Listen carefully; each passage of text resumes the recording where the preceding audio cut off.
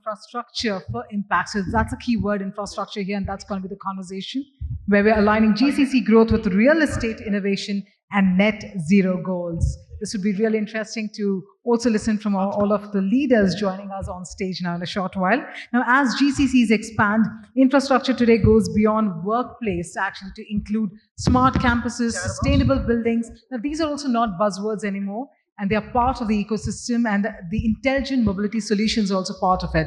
So the next wave of hubs actually must enable hybrid work, meet ESG targets as well, and provide seamless employee movement. All of this while advancing India's net zero ambitions. So there's a lot, no pressure at the end of the day. But yes, this session here today will uncover how real estate, mobility, and technology together can shape future-ready, responsible GCC ecosystem. So let's have the speakers on stage, ladies and gentlemen. We have with us the head of corporate services from Jaguar Land Rover. We have Tushar Asirvadam joining us. And let's have the round of applause once again for all of our speakers, ladies and gentlemen. Next up, we have the Managing Director of Hyderabad for Colliers, India, Mr. Kishore. We also have the Chief Business Officer for Smartworks, Pratik Agarwal, and Founder and CEO of Routematic, Sriram, Kannan. And to moderate this discussion, we have Abhijataya, Kumar, partner Deloitte, India.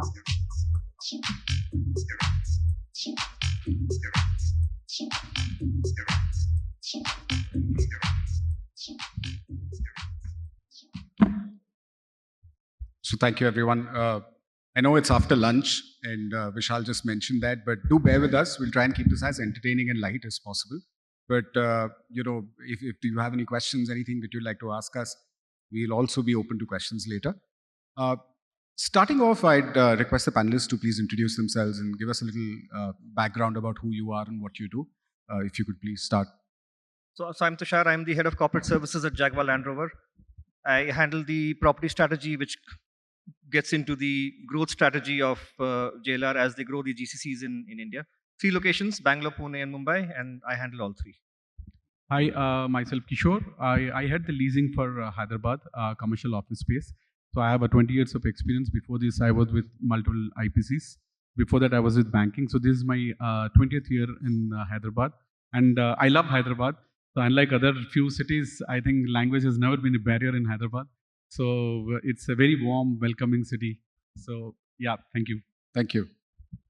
Hi, I'm Pratik Agarwal. I'm the CBO at Smartworks. I'm responsible for handling sales, real estate acquisition, and account management verticals based in Pune. Hello, my name is Sriram. I'm the founder CEO of Routematic. We are in the managed employee transportation business. We take care of end-to-end technology, the managed services, the whole transportation angle, including sustainable EV mode of transport. So that's primarily what we do. Thank you. I'm going to quickly get to the questions, and we've got some really good insights. So, Tushar, I understand JLR has recently opened up an innovation hub in Bangalore, and you've been instrumental in setting it up. I wanted to get your thoughts around, what is the kind of work that you're doing there, and how sustainability and ESG are getting baked into this, any real estate innovation or anything else like that? So the Innovation Hub, we started this in October of last year. And we're just coming to the end of the year and we're trying to get the real insights as to what the advantages we've gauged out of it. So this is the 5th Innovation Hub of JLR. There's one in US, one in UK, Israel, and Brazil. So this was the 5th one. And the main focus was to how do we get open innovation, how do we give a platform to startups to connect with us, and the primary focus on mobility and sustainability.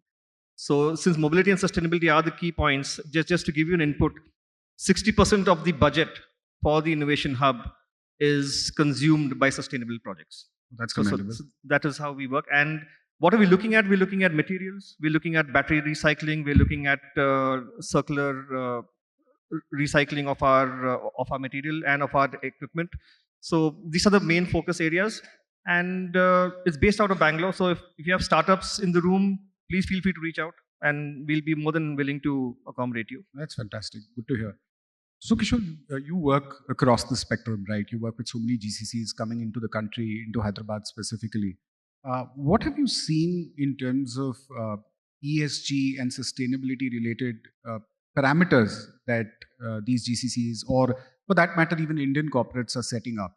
Do you see that sustainability and ESG have become deal breakers?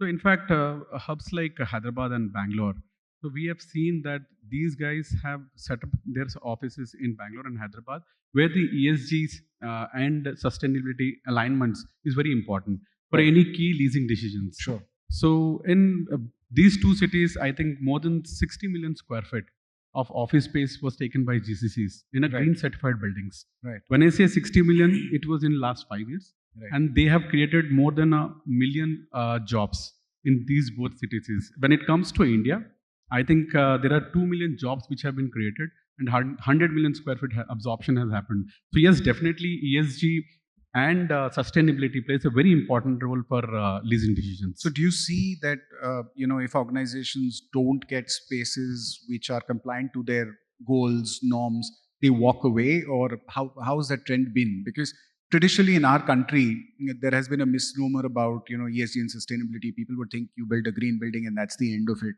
But do you see that growing, or, the focus growing? So let me give you an example. So a decade back, when a client wanted to take space in these cities or across India, the parameters which were discussed was always about the efficiency, the leasing, the carpet area, the rentals and everything. But over a period of time, this has changed. So now in 2025, people talk about ESGs, then they talk about green buildings, they talk about more aligned office space. You need a design which is an AI support designs now, which are coming there, right? So I think there's a paradigm shift in terms of the thought process of the clients as well. So the shift is totally moving towards the ESG and definitely the sustainability part, because the carbon footprint, the net zero, these parameters have played a vital role in actually taking decisions for any GCCs to set up their units in these cities. Sure, that makes sense. Pratik, as a shared office space service provider, managed office space service provider, how do you see the requirements coming in today? Do you offer any solutions for flexibility and making sure that the sustainability goals of an organization are met? Is there any innovation that you bring around this specific aspect? Sure, thank you. GCCs are increasingly moving into flexible workspaces because they align well with their evolving operational talent and growth needs. At Smartworks, our proposition to GCCs is simple. It's speed, scale, and flexibility without compromising on sustainability or experience. Understanding the importance of time in today's fast-paced world, we offer an integrated single-check solution with customized offices within 60 to 90 days. As compared to traditional leases, which often take up to 12 to 18 months, right? While still ensuring world-class quality and functionality. From ready-to-move-in offices to fully customized workspaces, we offer liquid real estate solutions that evolve with today's business needs, with the flexibility to scale up and down. For example, a technology GCC in Pune started with a 200-seater ready-to-move-in space to test the market, and within 9 months we expanded them into a 1,000-seater fully customized office space. Okay, so your offerings are now fully compliant to the general norms, etc. So is that how you're trying to address the requirement, that you have the flexibility, you have the sustainability, you have the innovation, come to us, start work from there, and then you can move on? Is that the model that you're adopting? No, I mean, not just, we're not swing spaces, right? So our model is a little different. Today, Smartworks is India's largest managed office operator. We have a portfolio of about 12 million square feet spread across 15 cities, including India and Singapore. What we do differently is we lease large independent buildings and convert them into fully serviced, aesthetically pleasing, tech-enabled campuses. Our green certified and ESG aligned campuses, ensure global compliance and long-term sustainability with comprehensive employee amenities such as gyms, cafeterias, creche, meeting rooms, conference rooms, medical centers, smart stores, in talent-rich hubs to appeal to the best professionals. And all of this at a value-centric pricing. Got it. With a zero asset-like capex model. Got it. Makes a lot of sense. I guess that's probably customizing to the need of the hour, as one may put it, right? Sriram, you're a pioneer. When I look at employee transportation, sustainable transportation, what are your thoughts on how the market is evolving for this? How much pull do you see with respect to sustainable solutions, EV fleets, etc. And how have you been able to cater to this? So traditionally the transportation has been looked upon as the holy trinity that people look for is compliance and safety rank one. Right. Then there is the on-time performance, right? Or cabs coming on time, departing on time, and the third one being cost at an acceptable cost. Sure. But what we are seeing evolving right now is that sustainable modes of transportation, especially in the scope of what we call scope 3 emissions, right? That is what is the keyword being applied. It's become so prominent that it is actually being carved into the compliances itself. Right. So many of our customers are asking for targets to be met on their scope 3 emissions, even within the compliance ambit itself, not just as a fourth element, but going straight into the compliance. So that's how serious ESG and sustainability targets are being looked at. And what kind of solutions are you offering when it comes to these elements? How do you cater to these requirements? Are these managed services? Are they any specific solutions that you come up, measurement? How does it work? Yeah, so first thing is to have measurements in place, because anybody can claim that this is the optimization that we have done, but there needs to be some authenticity around the data being published. That being said, we are all, sustainable transport is not just about EVs, right? The EVs are great, but they are the terminal nodes in the whole ecosystem. Correct. What you need to start off with is pooled rides, right? First, you need to understand that 4 petrol cars or 4 diesel cars is much worse than a single petrol car or a diesel car. The fact that it has to be an EV is a happy coincidence on top. Got it. So that's the approach that we need to take in terms of sustainable transport. So we come up with the measurements even along these topics, right? Got it. Where we say how much did, and it is not just a clean green and red. There is also a brown vehicle, the CNG vehicles that have come in, right? What we call brown. So we have unique ways of, or rather standardized ways of measuring this and presenting this in a way that people are even more comfortable.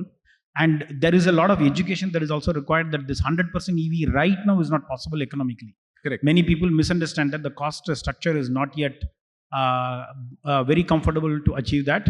We have, let's say, 30-35% based on the time of your trips and so on, to the effect that you don't pay a premium, right? So we have a bouquet of services built around delivering tech, delivering managed services, delivering the entire fleet stack, and also quality partnerships to be able to measure this and being able to deliver in a very quantifiable, reliable way. Got it. Makes a lot of sense. Coming back to you, Tushar, when I look at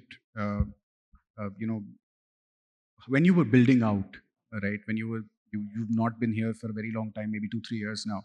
When you were building out that entire GCC of yours, right? How were you thinking about sustainability? Was there a clear roadmap available for you? Sometimes we get a little confused between getting a green building versus net zero building, and the entire solution that we wish to incubate within our building ecosystem, if I may put it so. So did you have a clear roadmap, and do you think that's evolved even in the last 2-3 years? So from a JLR perspective, sustainability always lies exactly in the location of brand equity. Okay. So that moves it away from the cost conversation. Sure. So when we got into sourcing spaces, I think we were very clear that every lease, fit out, refurbishment had to be seen from the view of sustainability. Right. So we had got clear guidelines, and initially, since most of the handholding was done from UK, so they vetted all our vendors. They wanted a very clear understanding of what is the supply chain from where this particular material is coming. We were given clear directions as to what kind of material it was, because one of the things that we were looking at is global standards had to be maintained.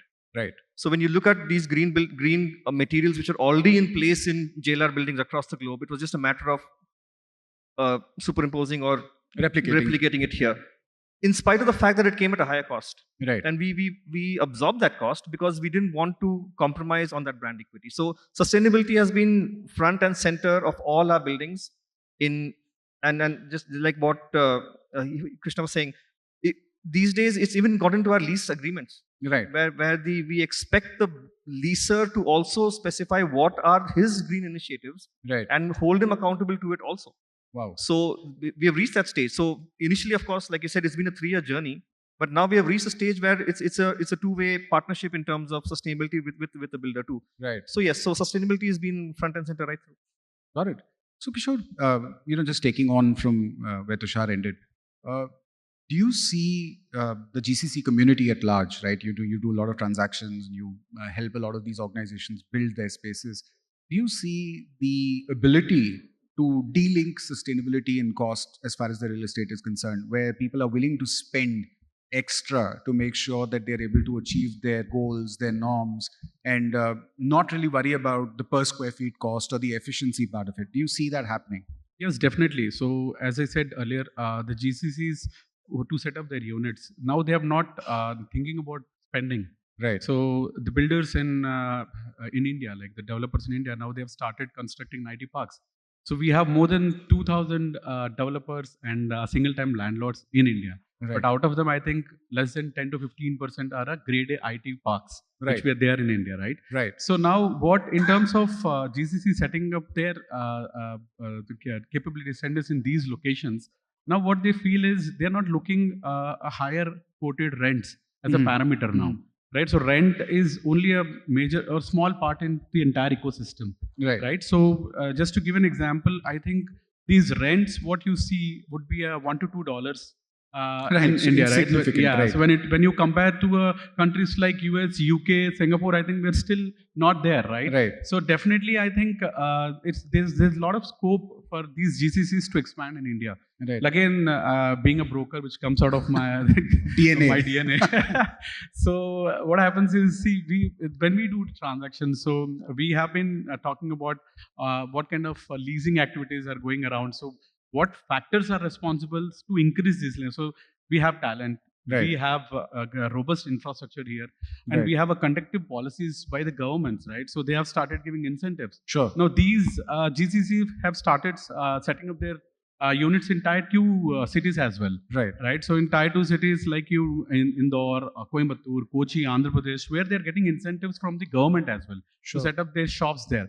So definitely in next 5 years from now, what I feel is these numbers will definitely double. In terms of green buildings which are coming in India, the percentage of green building today as we speak, if to 2025 stats, if you take, more than 80% of the current stock are under green buildings. Wow. Right. That's- So that's- the buildings, the supply which is also coming, the focus is like they want to be at there only, and they want to construct only green buildings which can actually attract these GCCs to set up their units here. Got it. Makes a lot of sense. When I go back to you, Pratik, you're a flexible workspace operator, right? So you're both on the, I would say, the lessor and the lessee side of things, right? You're both the client for these developers and also catering to a very large group of clients who come to you for space. So again, carrying on the same question, roadmaps and the uptake that you see in terms of sustainability requirements, are they getting more stringent? Do you see the community being very, very rigid about where they will be and where they won't be as far as their ESG sustainability norms are concerned? And what about innovation?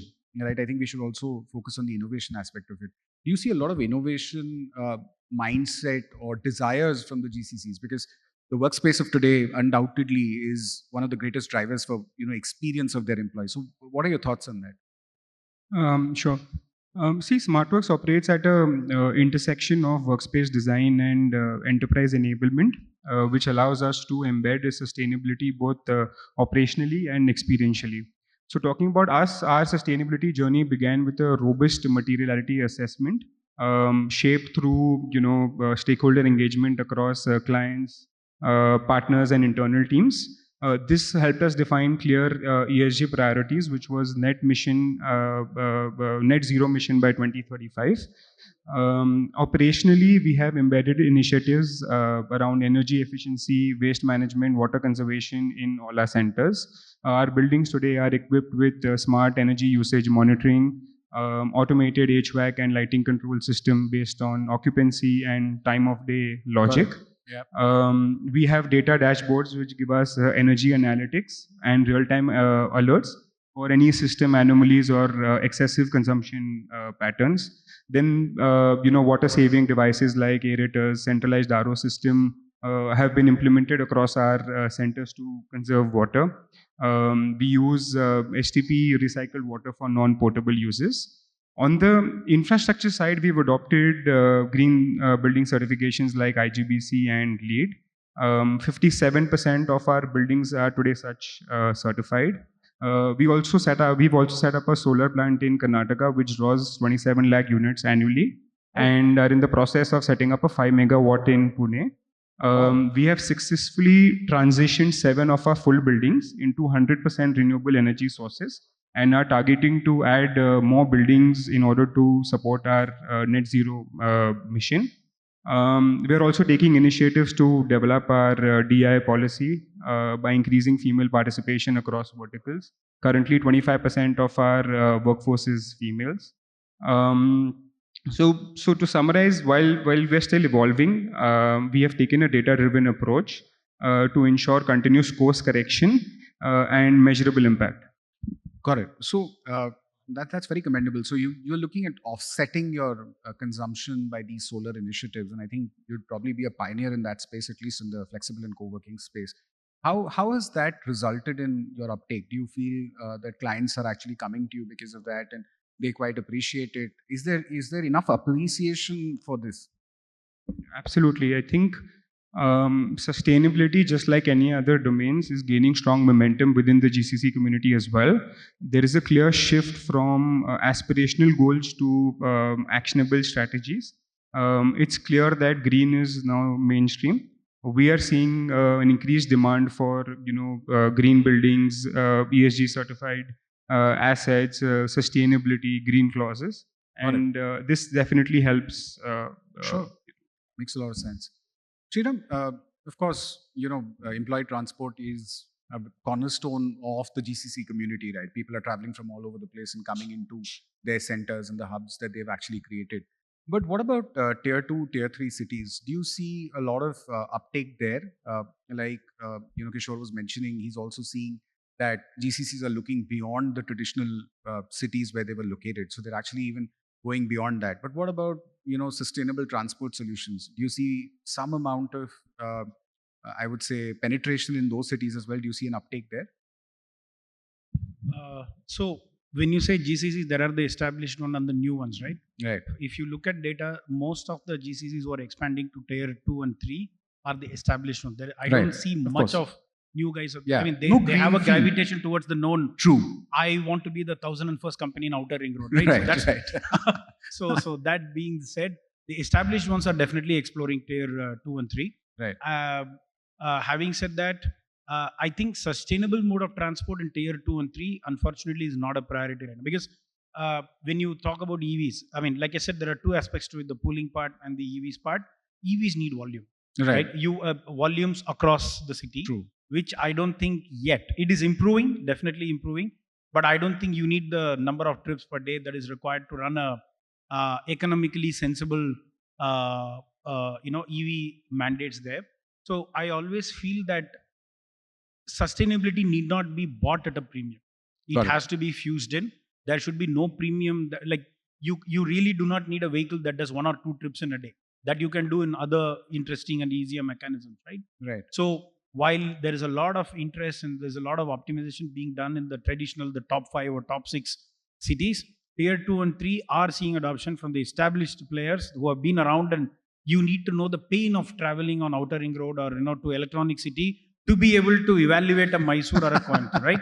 You cannot fly down from Europe, or you really want to be on Outer Ring Road as the N+1st company to evaluate and suffer and move to the next. But that's pretty much what is happening right now. Got it.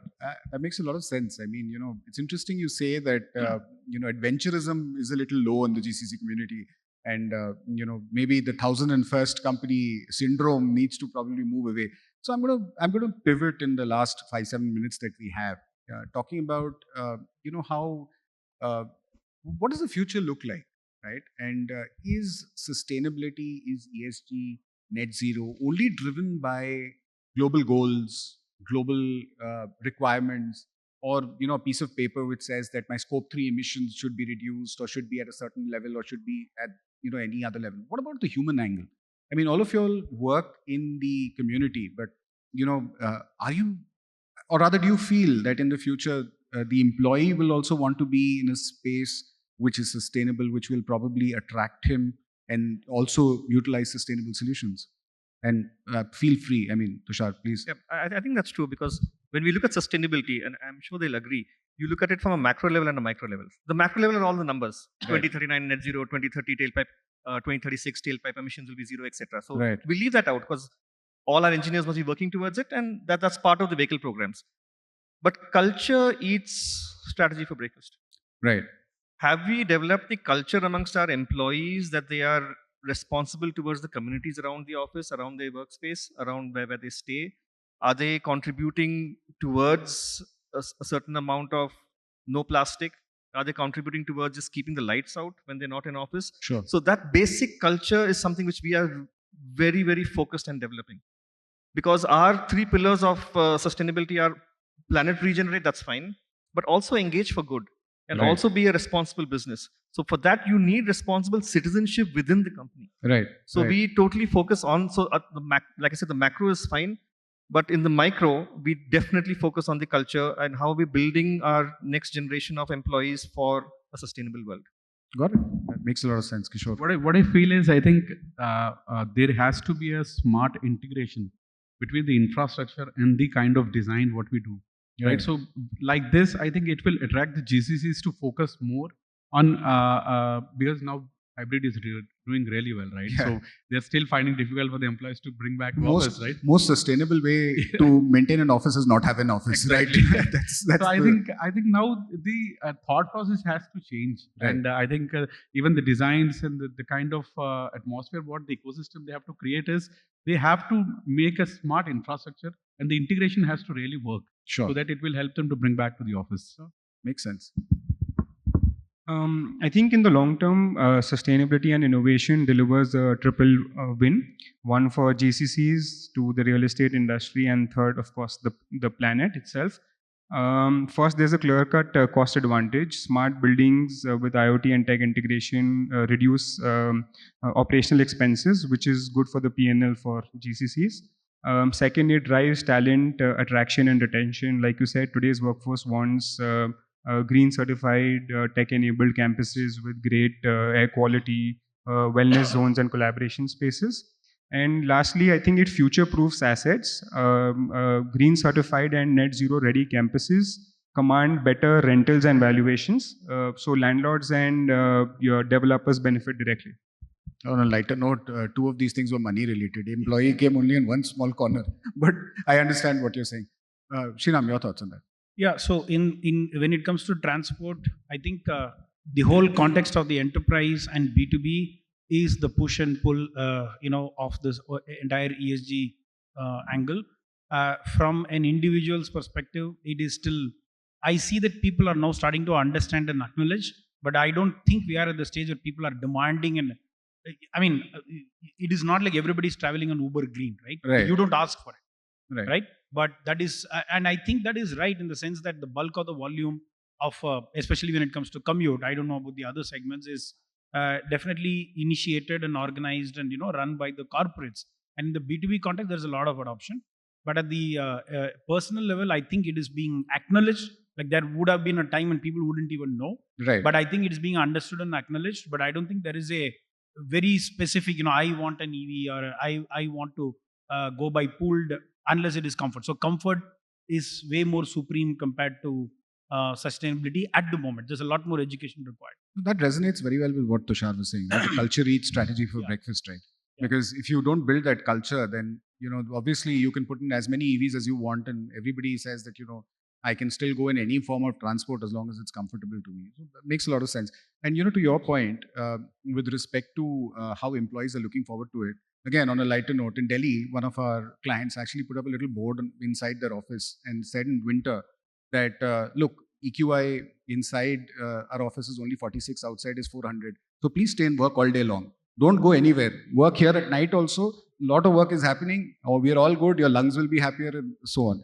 So, any closing comments? Where do we see ourselves 10 years from now? I mean, the pace of change is so fast, and I'll just take you guys take 30 seconds each to kind of give us a future of where this is going to go. What is your thought about the workplace of the future? I think the workplace of the future is already in doubt since the last 1 year. We've had geopolitical turbulence, we have economic headwinds, the old playbook has been ripped apart. So I think when we spoke last year, we were talking only about value. Right. I think today we are talking about balancing growth with cost concerns. Right. I think that reality is coming back to us. Right. So let's see how the next few years unfold. But one thing is sure is that sustainability has taken off. Right. And that's not going away. So you might as well make peace with it and see how you can best utilize it and be on this destination. So there's no point getting off that train. But cost has definitely come back into the conversation. That's interesting. And I think we should have a separate topic again on the AI, right? So in fact, in next 10 years, I think AI will take over a lot of jobs. So the reforms have been very strong. I think the sustainability will be here. It is here to stay. I think the reforms, the government is coming with good reforms around GCCs. There are GCC policies which have been framed. I think there's a long way for this now. Got it. I think India is anticipated to continue its dominance for as a leading market for GCCs. I think gone are the days when real estate was just about providing a workstation and chair. There's much more to that today, right from the employees to the organization. No.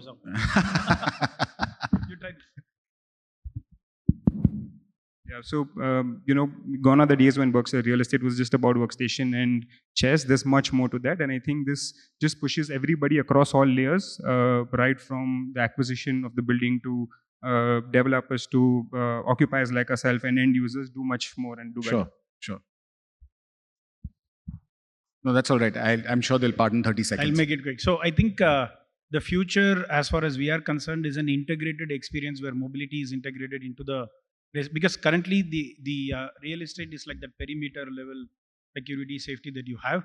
I think we are truly looking at a scenario where I think we have worked with Smartworks also very closely on extending the workspace concept to the mobility as well. It should not be when you enter the office, but it should be when you leave the house, or so that level of last mile, first mile, inclusive of office being integrated, I think is a distinct possibility. Great, thank you, and thank you, panelists. My closing remark is that I hope artificial intelligence once and common intelligence at least stays there, right? Thank you so much for your time, and thank you so much, gentlemen.